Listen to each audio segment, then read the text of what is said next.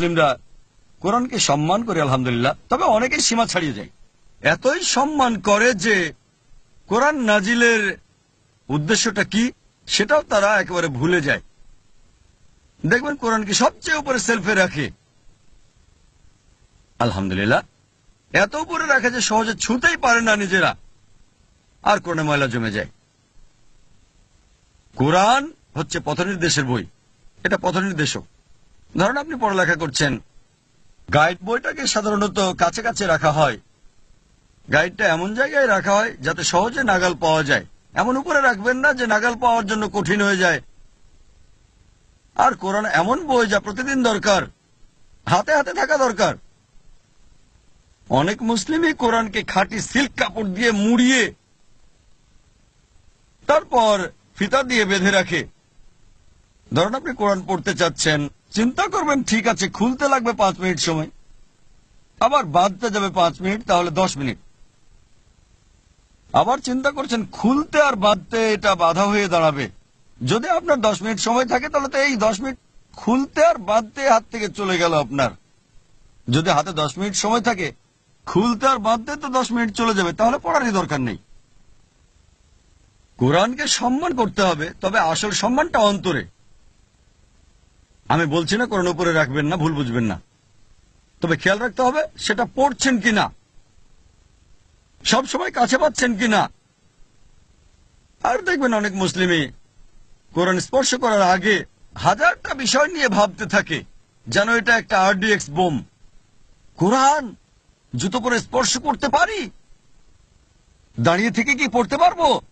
অফিসে কি কোরআন পড়া যাবে? এই সব কিছুই কোরআন পড়া থেকে আপনাকে বিরত রাখছে। আমরা কোরআনকে এমন ভাবে দেখি যেন এটা RDX বোম, এখনই ফাটবে। কোরআন পথনির্দেশের বই।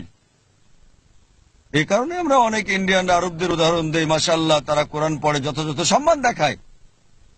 তবে যেহেতু গাইড বই হাতে নাগালে থাকে, আমরা মুসলিমরা সবচেয়ে উপরে সেলফে রাখি, আর ইন্ডিয়াতে দেখবেন এর উপরে ময়লা পড়ে যায়। খুব কম লোকই পাবেন যারা 5 মিনিট বা 10 মিনিট ব্যয় করে কোরআন পড়ে, কারণ জানেন আপনারা আমাদের মনে অনেক চিন্তা কাজ করে। পড়ার আগে 10 মিনিট দেখি জুতা পড়তে পারবো কিনা, দাঁড়াতে পারবো কিনা, আবার পড়ার আগে টুপি পড়তে হবে, ইত্যাদি ইত্যাদি।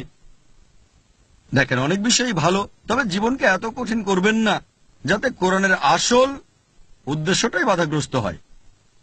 আর প্রায় দেখবেন উপসাগরীয় দেশগুলোতে অনেক আরব যখন সালাতের জন্য মসজিদে আসেন, কয়েক মিনিট আগে আসলেই কোরআন পড়েন। আর ইন্ডিয়াতে এমনটা প্রায় দেখবেনই না। মনে করেন সামনের সারিতে কোরআন পড়ছে কেউ, অন্য আরেকজন দ্বিতীয় সারিতে কোরআন পড়তে শুরু করলো। একজন এসে আপত্তি করবে, দ্বিতীয় সারিতে বসে কিভাবে কোরআন পড়ছো? কোরআনকে পিছনে ফেলেছো, এটা হারাম। খালাস। আর যদি মসজিদে বসেন, মনে করেন আপনার বাড়িতে বা মসজিদে যদি ভুল করে কেবলাকে পিছনে রেখে কোরআন পড়া শুরু করেন, ব্যাস ফতোয়া পাবেন হারাম। কারণ পিছনে কেবলা রেখে কোরআন পড়তে পারবেন না, কাবাকে পেছনে রেখে।